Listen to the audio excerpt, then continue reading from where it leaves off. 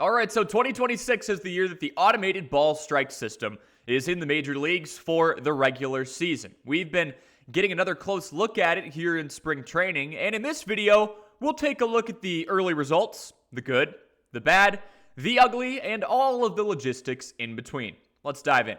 For starters, we'll look at how the ABS system is being used. The automated ball strike system is a digital strike zone that is fitted to each batter in an attempt to make up for human error. The discretion on what is a ball and what's a strike consistently impacts the game, seems to be the number one complaint among fans as of recent, and so therefore this technology comes up to try and correct some of that human error. Main points to notice here is that each team gets 2 challenges and they keep them if they're successful. The pitcher, catcher, or hitter can initiate that challenge by simply tapping their head, and for extra innings, teams that have no challenges left get rewarded an extra challenge to use.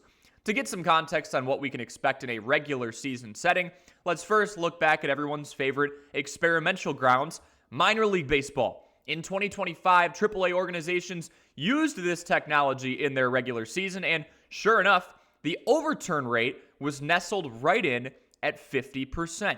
Interestingly enough, hitters had an overturn rate of just 45%, while pitchers and catchers were more successful with an overturn ruling 55% of the time.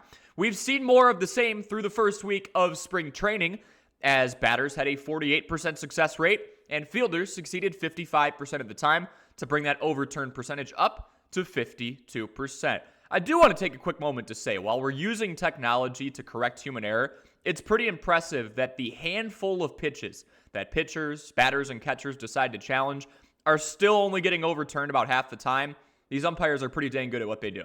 Anecdotally, notable players like Chris Sale have stepped up and said they aren't going to be using the challenge rule. Part of that, with other players like Michael King also contributing with his dialogue, comes with the fear that pitchers will always believe they're throwing strikes. And their battery mate is so remarkable at framing their pitches that they could burn through their incorrect requests early and often. And for those worried about the ABS challenging procedures lengthening the baseball game when the whole point of the pitch clock and disengagement limits was to shorten game time, don't worry. In AAA, 9,432 out of over 861,000 pitches, or slightly over 1%, were challenged. Not very often. 4 notable moments in spring training so far. One is what we'll call the nanometer miss, and we've seen a couple of these. This specific one was 0.2 of an inch off the zone, and it's an example of just how accurate and granular this system gets when it comes down to pitch location. There's no rounding or anything. It's simple. If that ball is touching the zone, it's a strike. If there's so much as an atom between the baseball and the strike zone, that is a ball.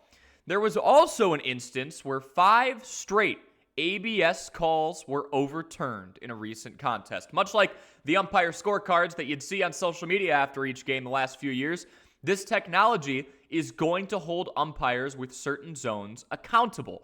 And we'll find out who the consistent callers are real soon if we didn't know already.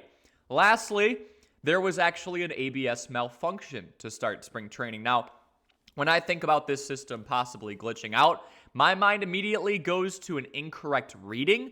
That was not the case here. In a contest between the Chicago Cubs and Texas Rangers, Carson Kelly challenged a call, and we simply never got an answer. The screen got stuck on a blinking icon and eventually led to the original pitch call just being upheld because the ABS system couldn't generate the result. I'm assuming this will be a relatively rare occurrence. My question for you is this: do we stop at a challenge system, or do you believe Major League Baseball would ever go to a full-time robo-umpire where every single pitch is reviewed and confirmed by this system? I'd love to hear your answer. If you enjoy breakdowns like this, make sure you follow us on all of our social pages as well as the Diamond Centric website, and we will catch you in the next one.